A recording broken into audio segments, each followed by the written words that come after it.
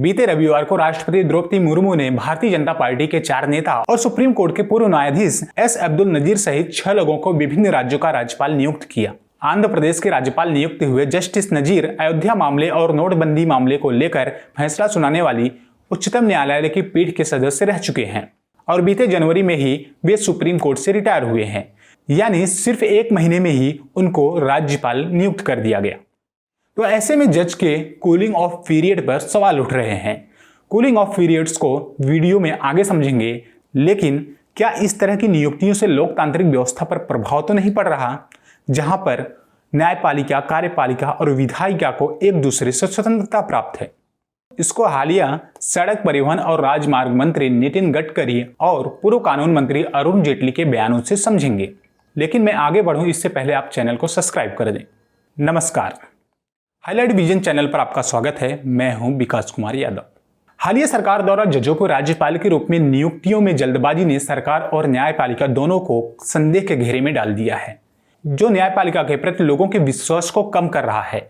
विपक्ष और जानकारों का मानना है कि सेवानिवृत्ति के तुरंत बाद सरकार द्वारा मिलने वाली नियुक्तियां अक्सर न्यायपालिका की स्वतंत्रता में गिरावट की वजह बनती हैं। भाजपा के सम्मानित नेता और पूर्व कानून मंत्री अरुण जेटली ने 2022 में राष्ट्रीय अधिवक्ता अधिवेशन कार्यक्रम में सेवानिवृत्ति के बाद न्यायाधीशों की नियुक्ति के चलन पर सवाल उठाए थे। कहा था कि सेवानिवृत्ति के बाद न्यायाधीशों की नियुक्ति के प्रचलन में न्यायपालिका पर असर पड़ रहा है। जेटली जी ने कहा था कि 2 तरह के जज होते हैं, एक वे जो कानून जानते हैं, दूसरे वे जो कानून मंत्री को जानते हैं, और सेवानिवृत्ति से पहले लिए गए फैसले रिटायरमेंट के बाद मिलने वाले पद की हर्षद से प्रभावित होते हैं।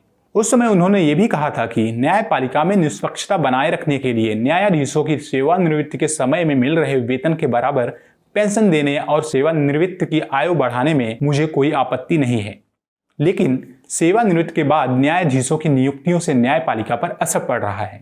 उसी अधिवेशन में तत्कालीन भाजपा अध्यक्ष और हालिया परिवहन मंत्री नितिन गडकरी भी शामिल हुए थे। उन्होंने कहा था कि सेवानिवृत्ति के बाद 2 साल की अवधि के बाद जजों की नियुक्ति न्यायाधिकरणों में की जानी चाहिए, यानी कि सेवानिवृत्ति के बाद 2 सालों का अंतराल होना चाहिए, अन्यथा सरकार प्रत्यक्ष या अप्रत्यक्ष रूप से अदालतों को प्रभावित कर सकती है और एक स्वतंत्र और निष्पक्ष और ईमानदार न्यायपालिका कभी भी वास्तविकता नहीं बन पाएगी। 2018 में ही केरल हाईकोर्ट के सेवानिवृत्त हुए जज जस्टिस बी कमाल पाशा ने अपने विदाई समारोह में इस चलन के खिलाफ बयान दिया था। उन्होंने कहा था कि जब एक जज सेवानिवृत्ति के बाद सरकार की किसी भी नियुक्ति की उम्मीद रखता है तो वह आमतौर पर अपने सेवानिवृत्ति के आखिरी साल में सरकार को नाखुश नहीं करना चाहेगा। यह एक आम शिकायत है कि ऐसे जज सेवानिवृत्ति के बाद मिलने वाली नियुक्तियों की उम्मीद में सरकार को नाखुश करने की हिम्मत नहीं रखते। उन्होंने कहा था कि किसी भी जज को किसी भी सरकार से मिलने वाली वेतनभोगी नौकरियों को कम से कम सेवानिवृत्ति के बाद कूलिंग ऑफ पीरियड में स्वीकार नहीं करना चाहिए। कूलिंग ऑफ पीरियड का मतलब यह होता है कि जो अधिकारी संवेदनशील पदों से सेवानिवृत्त होते हैं उन्हें सामान्यतः 2 वर्षों के लिए किसी भी अन्य नियुक्तियों को स्वीकार करने से रोक दिया जाता है। पदों में ये कूलिंग ऑफ पीरियड पर्याप्त समय अंतराल के हस्तक्षेप द्वारा पिछली सत्ता और नई नियुक्तियों के बीच सांठगांठ को खत्म करने पर आधारित है, जिससे कोई भी अधिकारी बिना किसी अपनी महत्वाकांक्षा के निष्पक्ष तरीके से कार्यों को कर सके। तो इस वीडियो में बस इतना ही। अगर आप यहाँ तक आए हैं तो चैनल को लाइक, सब्सक्राइब और शेयर करें तथा बेल आइकन दबाना ना भूलें, जिससे हमारे हर एक वीडियो की नोटिफिकेशन आपको मिलती रहे। धन्यवाद।